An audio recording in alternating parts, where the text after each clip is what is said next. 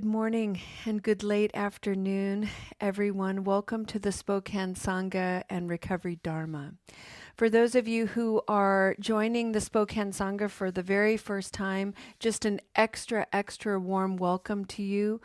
The Spokane Sangha engages with recovery dharma in a little bit of a unique way. Specifically, we do not follow the text, the script of recovery dharma. Instead, what we endeavor to do here is we take Buddhist practices and principles and we study them at length, in depth, for a month.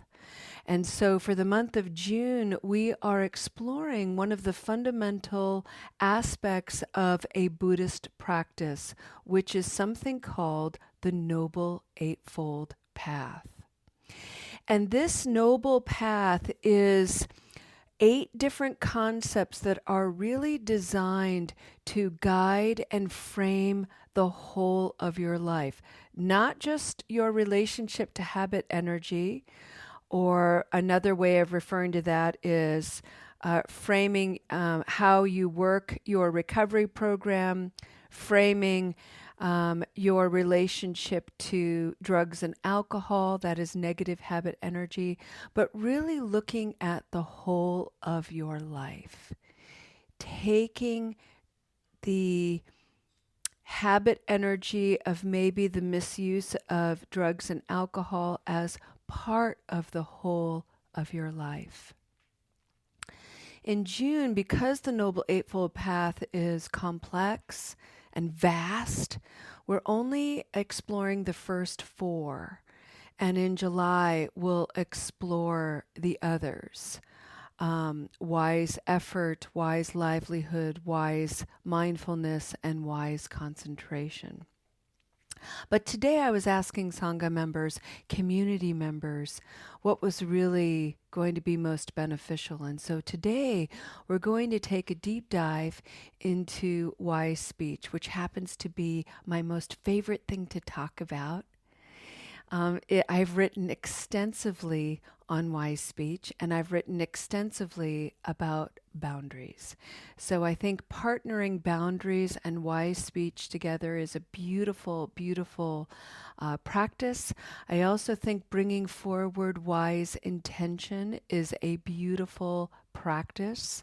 For anyone who's new to Recovery Dharma or new to the Buddhist practice, setting an intention, having an intention is a way of stepping into this practice of discernment and reflection with an idea, an aspiration, something to live up to, something that we're really striving to work with, something that we can settle into our own minds and heart.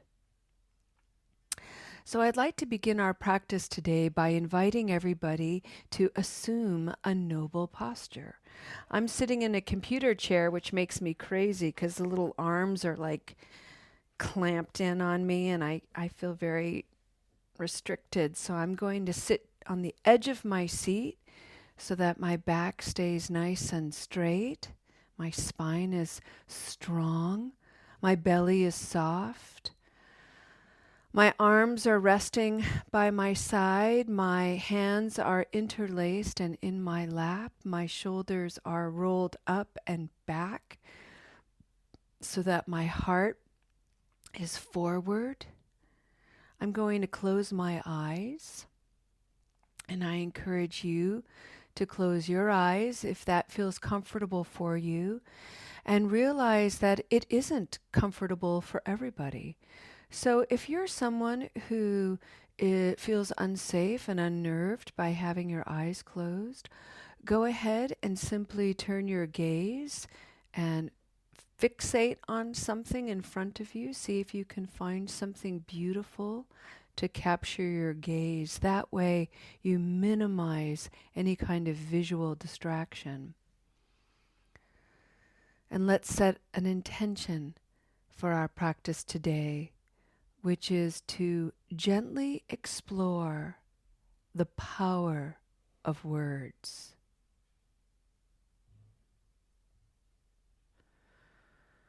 May I gently explore the power of my words.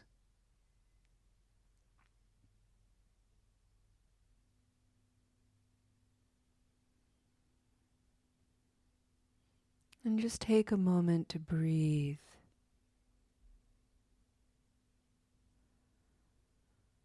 Maybe even expanding that intention into a mantra that we can partner with the breath, breathing in, words matter. Breathing out, may my words be kind. Breathing in, my words matter. Breathing out, may my words be kind.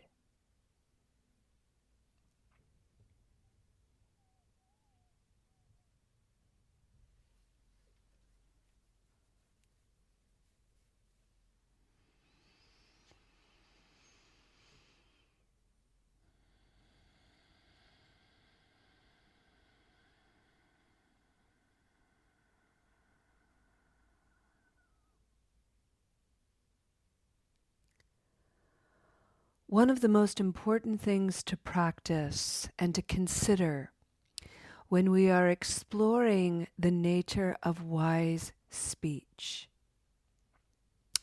is the propensity we have as human beings to patrol and police the speech of others.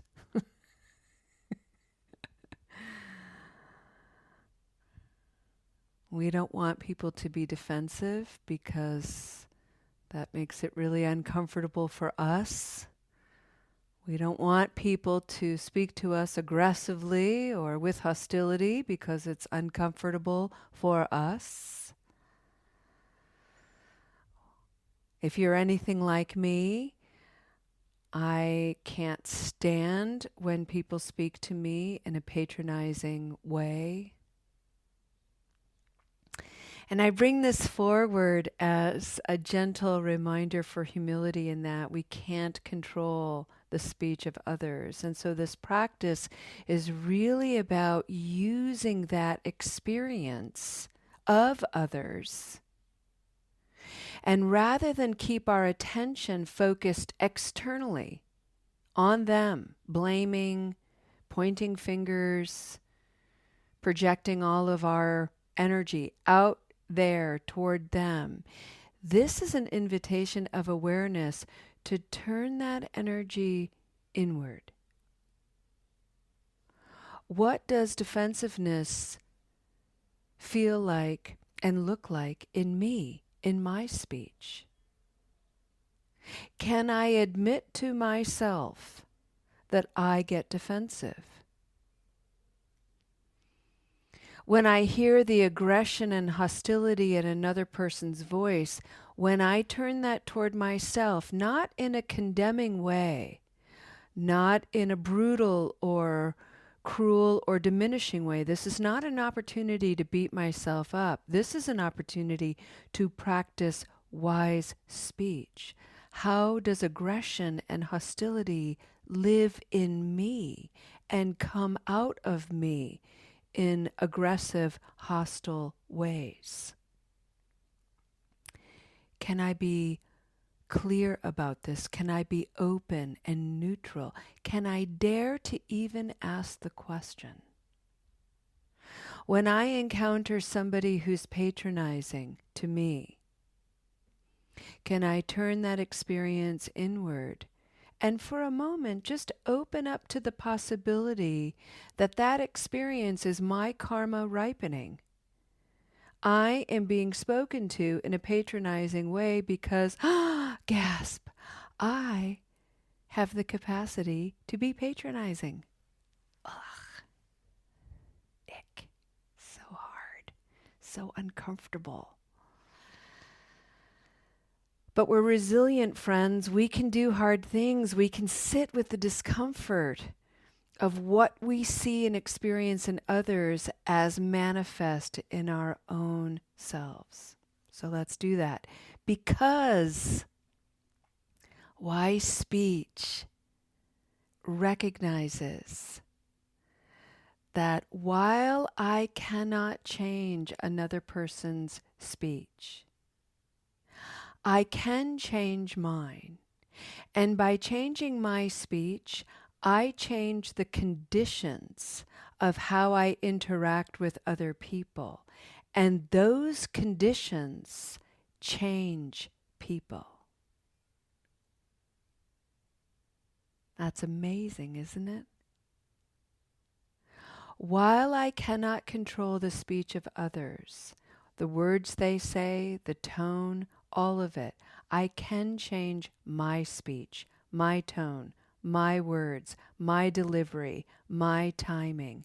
And I'm changing the conditions in which all of this is happening. And that changes everything.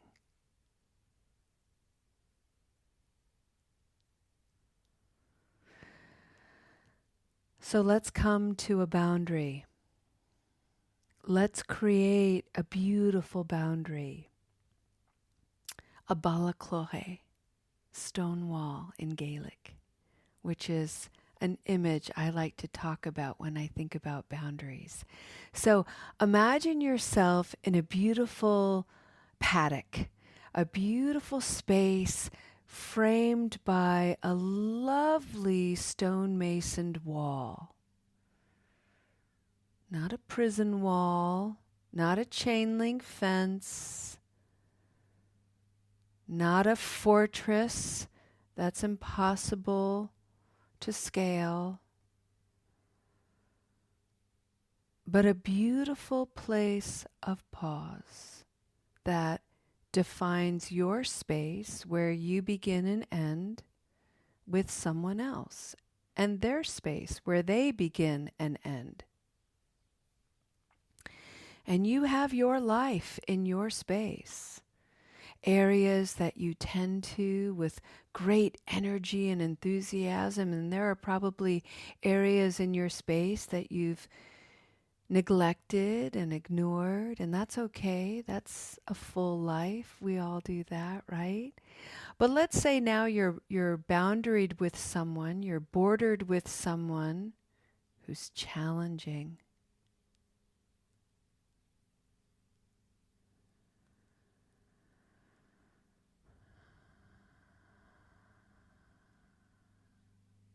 Let's say somebody says something to you.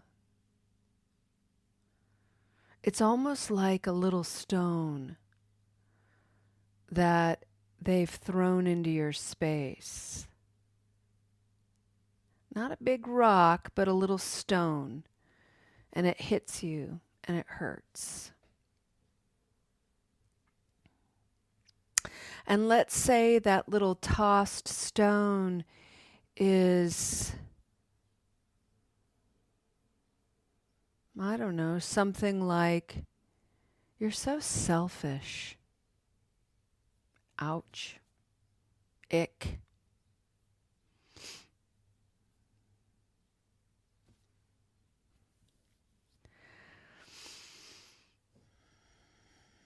Painful. Why did they have to toss it? Why did they have to throw that at me?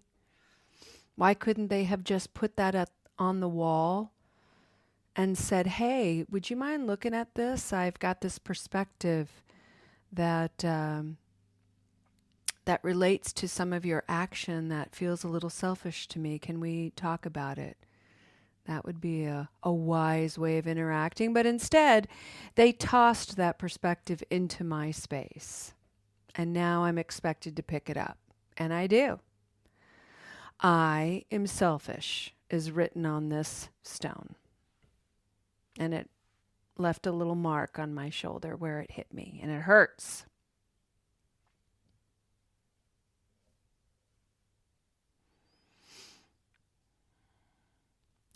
Now, one of the things of working with wise speech, working with accusations, and really coming into a state of maturity is recognizing that when people toss stones, these types of accusations, and they hit us and it hurts, it's usually because, get ready, it's true.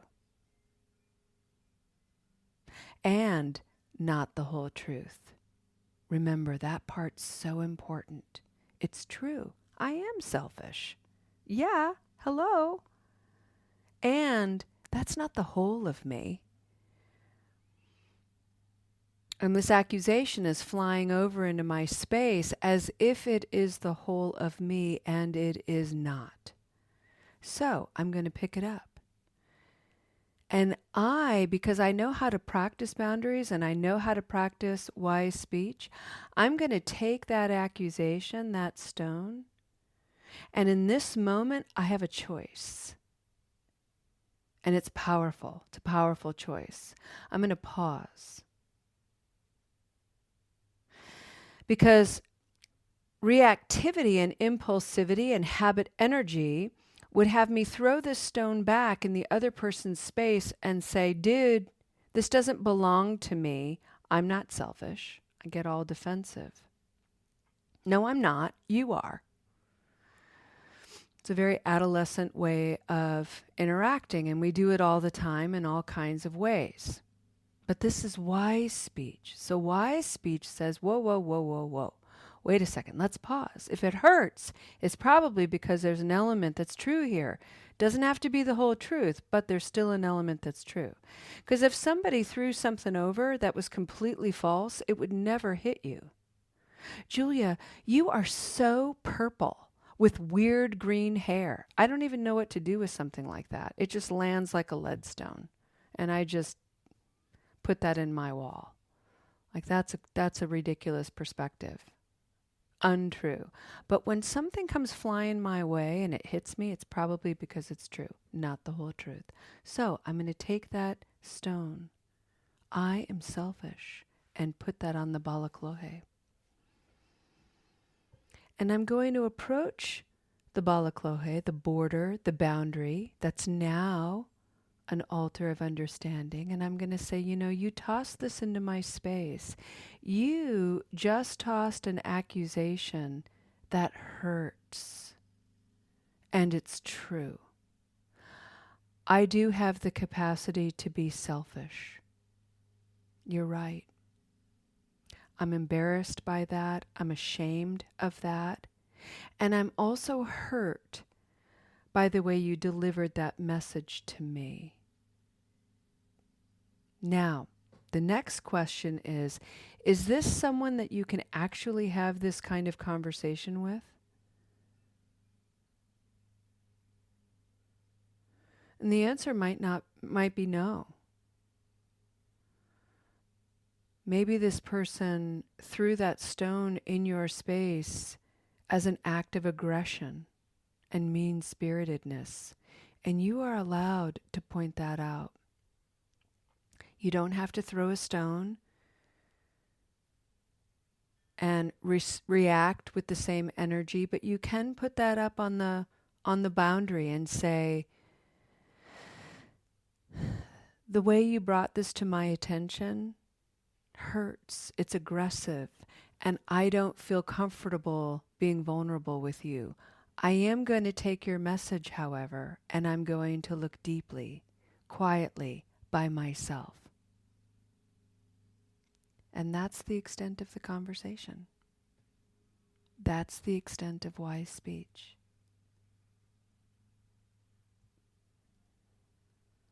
And it doesn't even have to happen right away. Somebody throws an accusation like that, even when it's true, and it may take some time to find some discernment, have to go through some hoops to get to that place of understanding. You have to go through the feeling of reactivity. You have to go through the feeling of being hurt. You have to go through the feeling of wondering what's motivating this person. You have to examine what's behind the actions of selfishness. Can I own that for myself with humility and care and not use it as a whip to beat myself down? I have the capacity to be selfish. That is true. And the truth is, I also have the capacity to be selfless. The more I understand my selfish engagement with life, with people, with others, the more selfless I become.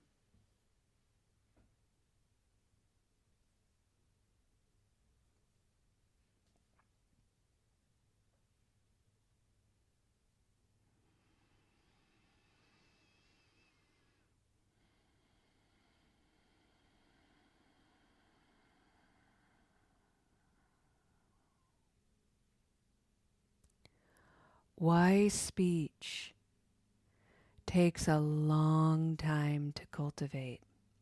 And one of the reasons is that we have to unlearn some of our habitual tendencies. It's so easy to just throw those stones back in a defensive posture. But wisdom says there's more here to practice, to play with, to experiment with, to risk getting right and to risk getting wrong. And everything is in the spaciousness of learning and growing and maturing. That is the brightness of wisdom. And that's why the Noble Eightfold Path begins with the word wise. Wise speech.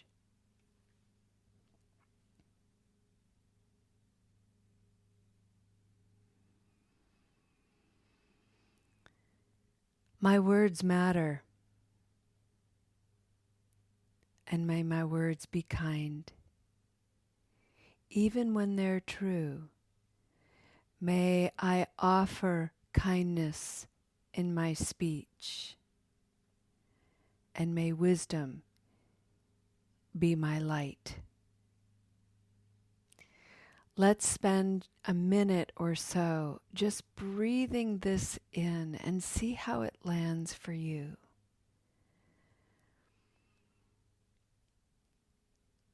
And hopefully your wisdom has been stirred, that some benefit has come through. Breathing in.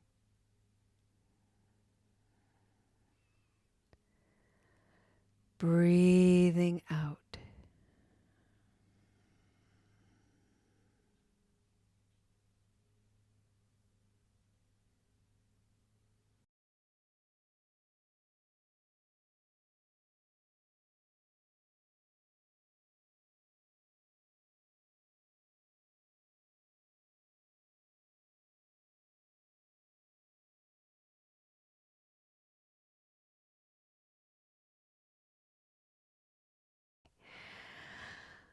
Alrighty, friends, let's go ahead and dedicate this practice with a dedication of merit.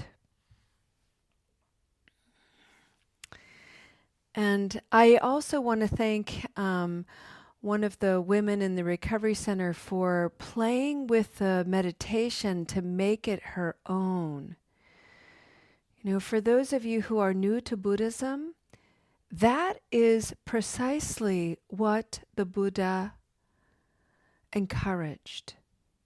What you hear here today, allow it to inspire your own wisdom. Bring this information, bring this wisdom, breathe it into your own being and allow it to come alive in a way that is real and true for you. Bravo. Bravo, you. And may you know that when you do that, the healing and the transformation that you experience by extension positively affects other people. You radiate the energy of this goodness. So we dedicate this practice to the millions of people who don't have access to it for all the reasons that they don't, particularly our brothers and sisters, our family members and friends, complete strangers who are still shackled to the confusion and delusion of negative habit energy. May they find a moment's peace, safety, good food and care. May the warmth of this practice warm them. May the brightness of this practice be a guiding light for their recovery and liberation. And may you know that your presence, exactly as you are, is magnificent and blesses this space. Namaste, friends.